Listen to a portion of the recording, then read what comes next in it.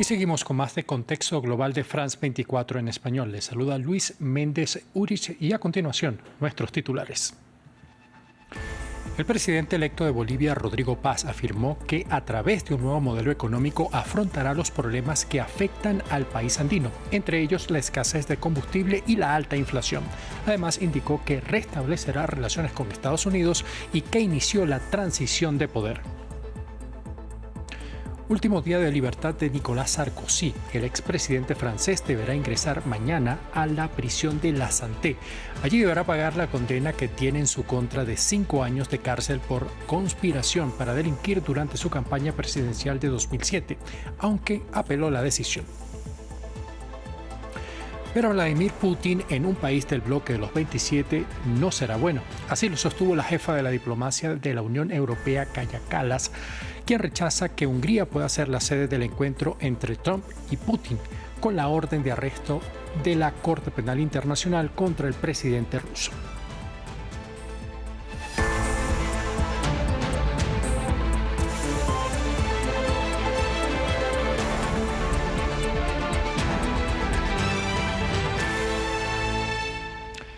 El nuevo presidente electo de Bolivia, Rodrigo Paz, ofreció este lunes su primera rueda de prensa junto con su futuro vicepresidente Edman Lara. Hizo un llamado a la unión para recuperar la institucionalidad e incluyó a Jorge Tuto Quiroga, con quien disputó la segunda vuelta presidencial. El próximo mandatario también prometió que va a garantizar el combustible que escasea en ese país. Jesús Yajure nos cuenta más. Rodrigo Paz inicia diálogos en Bolivia y alista una transición pacífica del poder. El presidente electo, el primer conservador en más de 2 décadas, dijo el lunes que el país reanudará las relaciones diplomáticas con Estados Unidos, rotas desde 2008 durante el gobierno de Evo Morales, y aseguró que abrirá el diálogo a todas las fuerzas políticas del país. Hablé con el presidente Arce, hemos coordinado de que tanto el Ministerio de la Presidencia junto al Ministerio de Exteriores serían los responsables para poder generar una transición con nuestros equipos. Hemos extendido la mano para todas las fuerzas políticas en el Parlamento, porque creo que el mandato del pueblo boliviano no es la confrontación, no es la violencia en las calles, sino todo lo contrario, retomar la institucionalidad perdida. Y en ello la Asamblea Nacional tiene un rol fundamental. Paz, un economista de 58 años e hijo del expresidente Jaime Paz Zamora, se impuso con una agenda de centroderecha, percibida como menos radical que la de su oponente, el expresidente Jorge Tuto Quiroga. El nuevo mandatario asumirá un país sumido en la peor crisis económica en décadas, caracterizada por el agotamiento de las reservas en divisas, escasez y el alza de precios en alimentos y bienes, un panorama que requiere consensos y puentes. Explicarles que hemos estado dialogando especialmente con el gobierno de los Estados Unidos. Creo que esto es muy importante. Los acuerdos se van a transparentar. El problema de esos acuerdos es que no eran transparentes y lo que quiere el pueblo de Bolivia son transparencia. El expresidente Evo Morales aseguró que Paz se impuso con el respaldo de sus simpatizantes, indignados por su exclusión en los comicios, y advirtió que el respaldo de algunos sectores en la izquierda en la votación del domingo no era un cheque en blanco. En Perú, cientos de mineros informales, artesanales y de minería ancestral marcharon hasta las inmediaciones del Congreso para exigir una extensión del registro integral de formalización minera. Además, pidieron la reversión de algunas concesiones.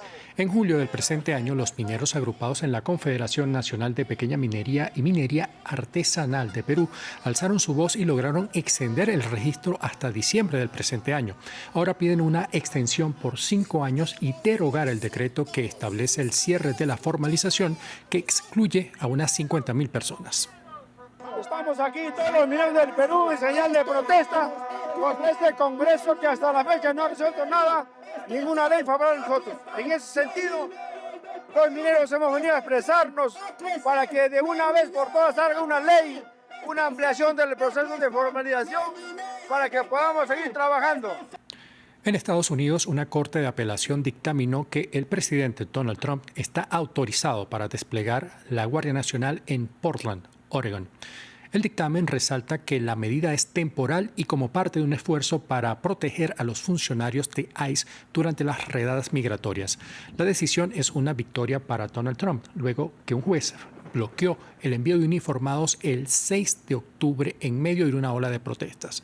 La gobernadora del estado, Tina Kotek, destacó que los agentes federales instigan al conflicto a quienes protestan legalmente. En este momento, hasta que el Tribunal de Distrito actúe sobre la segunda orden de restricción temporal, los miembros de la Guardia Nacional de Oregon o de otros estados no pueden ser desplegados. Apoyo los esfuerzos del fiscal general Rayfield para seguir luchando contra esto en los tribunales y seguiré haciendo todo lo posible para defender la salud, la seguridad y la prosperidad de todos los habitantes de Oregon. La lucha no ha terminado. En más de Estados Unidos comenzaron los trabajos de demolición del ala este de la Casa Blanca como parte del proyecto de construcción del salón de baile anunciado por Donald Trump. Los trabajos se inician a pesar de no contar con la aprobación de la Comisión de Planificación de la capital. Dicho espacio de la Casa Blanca fungía como base de operaciones de la primera dama. La obra tiene un costo de $250 millones y será financiada por capital privado de acuerdo con lo dicho por el mandatario, aunque sus detractores calificaron la misma como una profanación de la residencia presidencial. Y hoy es el último día de libertad del expresidente francés Nicolas Sarkozy, al menos por un tiempo. Mañana será trasladado a la prisión de La Santé. Allí cumplirá su condena de 5 años tras ser declarado culpable de intentar recaudar fondos libios para su campaña electoral en 2007. A la vez, y por petición de sus hijos, convocaron una manifestación en París. Tenemos los detalles. El martes se convertirá en el recluso más famoso de Francia. Pero Nicolas Sarkozy sigue mostrándose tan desafiante como siempre. Declaró a un periódico dominical francés que no teme ir a la cárcel y añadió que no pide ningún privilegio especial. Su hijo Louis llamó a sus seguidores a demostrar su apoyo frente a la casa de Sarkozy en París antes de que éste se dirija a la cárcel el martes por la mañana. Mientras tanto, el ministro de Justicia, Gérald Darmanin, adelantó que visitará a Sarkozy en la cárcel. Estamos ultimando los preparativos para garantizar que el encarcelamiento de Nicolas Sarkozy y su estancia en la prisión de La Santé garanticen su total seguridad. La prisión de La Santé ha albergado anteriormente a personalidades destacadas como Bernard Tapie, el antiguo propietario del club de fútbol Olympique de Marsella, condenado por corrupción, y el sospechoso de genocidio en Ruanda, Félicien Kabuga. A Sarkozy le espera una celda de 10 metros cuadrados, alejada de los demás presos por razones de seguridad, con contacto limitado y 1 hora de paseo al día. Las puertas tienen una llave en el centro y un cerrojo en la parte superior e inferior que solo se cierran por la noche y hacen un ruido que nunca olvidarás. Y es muy difícil estar solo contigo mismo. No estamos acostumbrados a eso. Nadie está acostumbrado a no poder abrir su puerta. Es la tercera vez que Nicolas Sarkozy está condenado por delitos relacionados con fraude. El exmandatario francés afirmó que planea pasar su tiempo entre rejas escribiendo un libro. Sin embargo, también está apelando su condena y un tribunal tiene 2 meses para decidir. Hungría fue el lugar elegido por Donald Trump y el presidente ruso Vladimir Putin para verse cara a cara. Aunque el encuentro todavía no tiene una fecha exacta, la Unión Europea reaccionó ante la posibilidad de que los mandatarios estén en suelo comunitario, especialmente porque Putin tiene una orden de captura emitida por la Corte Penal Internacional y también piden estar en la mesa en la que se discutan asuntos de la guerra de Ucrania. Samuel Salgado Castro tiene la historia. Nuevas divergencias entre Washington y Bruselas por Ucrania. Los líderes del bloque comunitario salieron este lunes a rechazar la próxima cumbre bilateral entre Donald Trump y Vladimir Putin en Hungría. Dicen que es excluyente con Ucrania y con ellos mismos.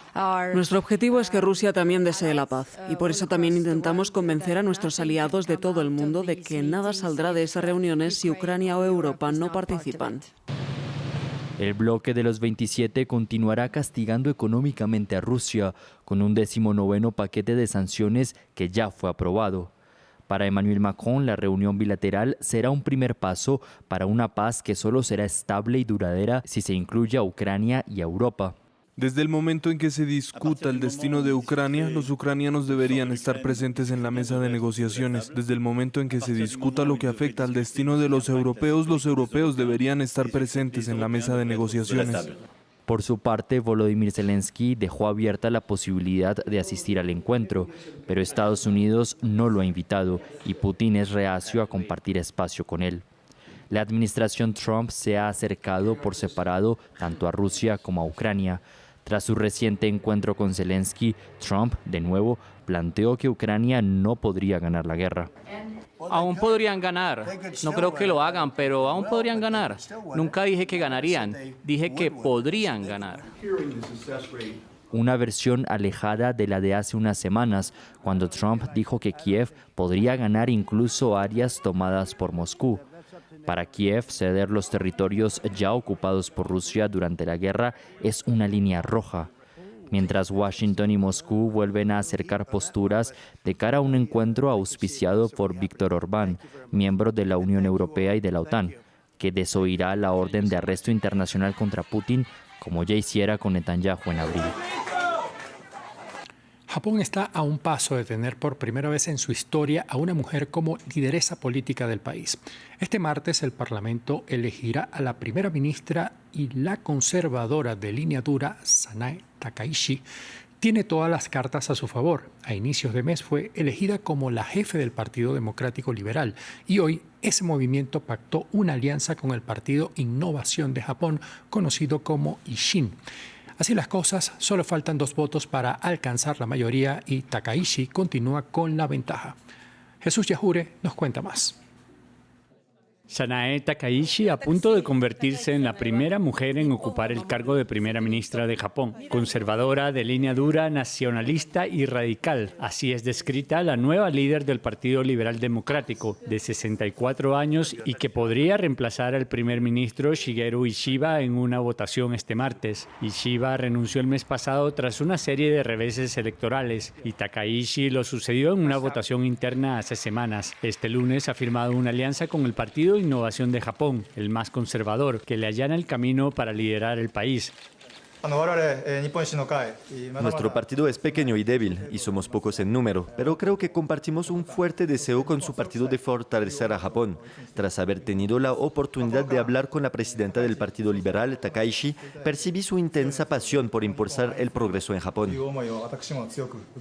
Una protegida del ex primer ministro Shinzo Abe, asesinado en 2022, ocupó las carteras de seguridad alimentaria entre 2006 y 2007 y de asuntos internos y comunicaciones entre 2014 y 2017. Admiradora de Margaret Thatcher, ascendió hasta el tope de un partido dominado por hombres. Se opone al matrimonio igualitario y a la reforma de una ley civil que permite a las mujeres casadas conservar sus apellidos, que según ella socavan los valores tradicionales.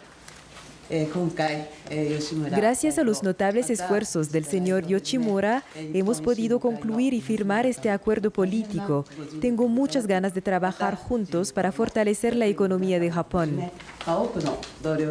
A cambio de su apoyo, el partido Ishin obtuvo promesas de Takaichi de un recorte del 10% en el número de legisladores, la suspensión por 2 años de un impuesto a los alimentos y posiblemente normas de inmigración más estrictas en medio de una creciente xenofobia en el país. Hasta aquí el presente bloque de noticias. Continúen con más de la programación de France 24 en español.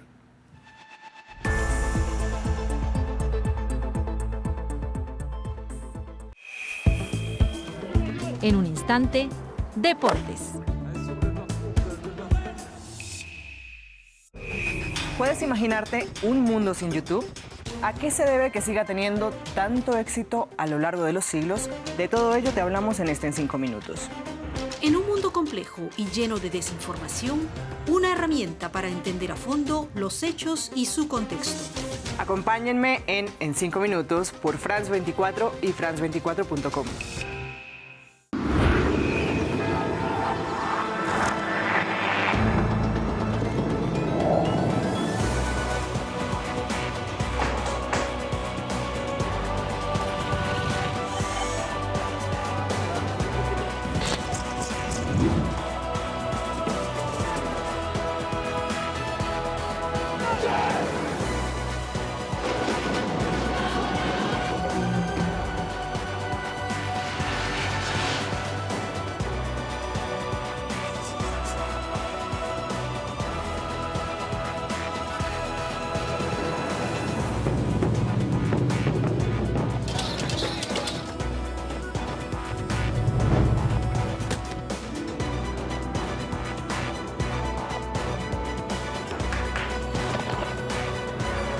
24, su ventana al mundo.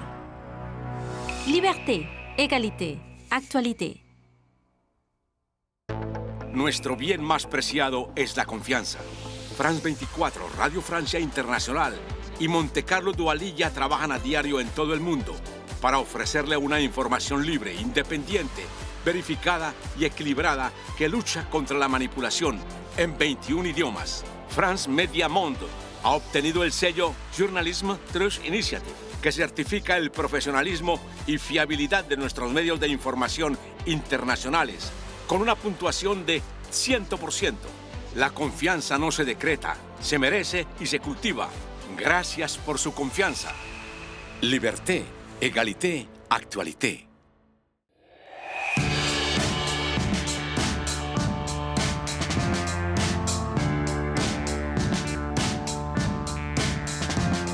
France 24, otro punto de vista. Liberté, égalité, actualité.